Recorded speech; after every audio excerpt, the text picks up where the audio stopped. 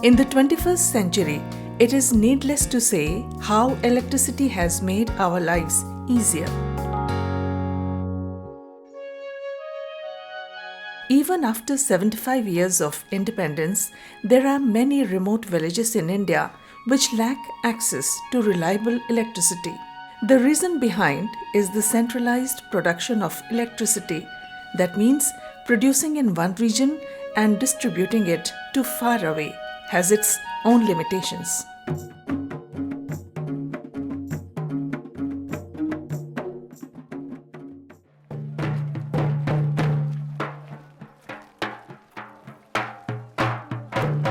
Villagers from Muramba of Simdega district are celebrating the arrival of electricity.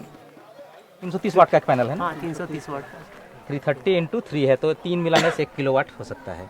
तो ये गांव अभी अगला 10 साल के लिए फ्यूचर प्रूफ है कि घर और नया बनेगा भी, लोड भी बढ़ेगा तो भी यहाँ पर बिजली की समस्या नहीं होगी।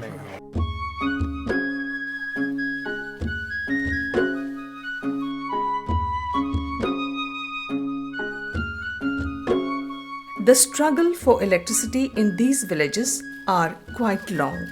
When the members of TRIF and Gram Urja started surveying the villages and talking to them, electricity was like a dream. उनको मैं समझाया कि देखिए ये प्रोजेक्ट लग जाने के बाद में 24 घंटा आपको बिजली रहेगा, पावर कट वाला समस्या नहीं है, समिति बनेगा, समिति का संपत्ति रहेगा, आपका संपत्ति रहेगा, आप जो बिल जमा करेंगे वो समिति के पास होगा और इसका माने रख रखाव में उसका खर्च होगा।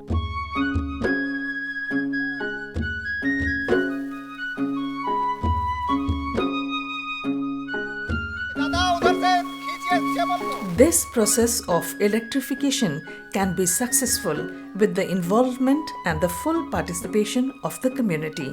That's why every member of the village engages in its installation. ये गांव का समिति ही डिसाइड किया, कोई दादा का ज़मीन था, हम लोग बोल दिए कि भाई यही ज़मीन हम लोगों को चाहिए, तो गांव का समिति बैठ करके डिसाइड किए लोग कि ये ज़मीन है, तो जिनका ज़मीन है उनको कुछ किराया देते हैं ज़मीन का।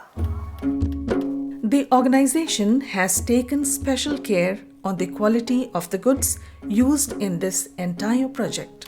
हमारा ये व्यू है कि आप शहर में आपने अगर समझो ये कुछ ऐसा बनाया जो समझो 10 दिन में ख़राब हो गया, आप घर से बाहर निकल के 5 मिनट चल के कोई ना कोई इलेक्ट्रिशियन मिल जाएगा, कोई ना कोई दुकान मिल जाएगा जहाँ पे वो सप्लाई मिल जाएगा। लेकिन जो जगह आपको 20 किलोमीटर चल के पहुँचना है बस स्टॉप तक, वहाँ पे अगर कुछ चीज़ ख़राब हो गया तो वो चीज़ फिर साल भर नहीं ठीक होगा। बहुत ही आप डिटेल और अच्छा क्वालिटी इसलिए कीजिए ताकि बाद में आपको ही यहाँ फिर आना ना पड़े। जिस गांव में हमने जाके इस टाइप का प्रोजेक्ट किया था, उसी गांव में से और उसके पास के गांव में से बहुत लोग ये सीखे हैं कि कैसे सोलर का इंस्टॉलेशन किया जा सकता है, इन्वर्टर क्या है, और उसके जो इलेक्ट्रिकल इंजीनियरिंग के बहुत सारी टर्मिनोलॉजी अभी वो भी वैसे ही बात करते हैं। उन्हीं लोगों से हमारा एक पूरा टीम बन गया। अभी गांव में टोटल कनेक्शन 41 जन का है, सभी घर में लाइट जल रहा है। शुरू में हम लोग 1000 रुपया जमा किए थे प्रत्येक घर से, और फिर मीटर लगा है प्रत्येक घर में, तो प्रत्येक यूनिट का 10 रुपया रखा गया है। ये तो हम ही लोग का पैसा है, हम ही लोग के पास रहेगा, समिति में जमा रहेगा। साथ ही गांव में कुछ लगवाना चाहे जैसे कि धान कुटाई वाला मशीन, फिर फोटोकॉपी वाला मशीन सब भी रख सकते हैं, तो इस समिति से भी हम लोग उसी पैसा को खर्च कर सकते हैं। जिस तरीक़ा से ग्रिड का बिजली, सरकार की बिजली आती है, उसमें समस्याएं होती है। गांव ग्रामीण क्षेत्रों में एक तार टूट गया तो 10 दिनों तक बिजली नहीं है, तो 10 दिनों तक बिजली पर निर्भर जो भी कामकाज है वो ठप हो जाता है। तो मुझे लगता है कि इस तरह का जो सोलर ग्रिड है, जो इन सब चीज़ों से, इन सब बाधाओं से दूर है। सूरज निकलता है, बिजली बनती है, बैटरी में जमा होती है और अगले दिन फिर इसको रात भर उससे बिजली चलती है।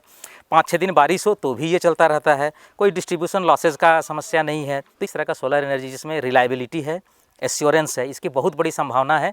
तो लोग इस बिजली को उत्पादक किसी चीज़ का उत्पादन में खर्च करेंगे, उसमें इस्तेमाल करेंगे और अपनी ज़िंदगी भी बेहतर कर सकते हैं, घर में बत्ती जलाने के अलावा भी।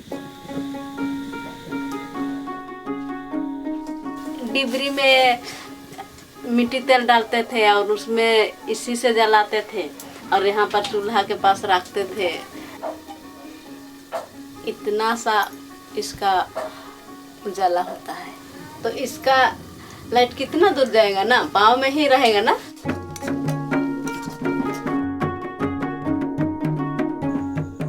The dream of illuminating every house is now a reality. This is the mantra behind the use of decentralized solar energy. The destiny is yours. The power is in your hands.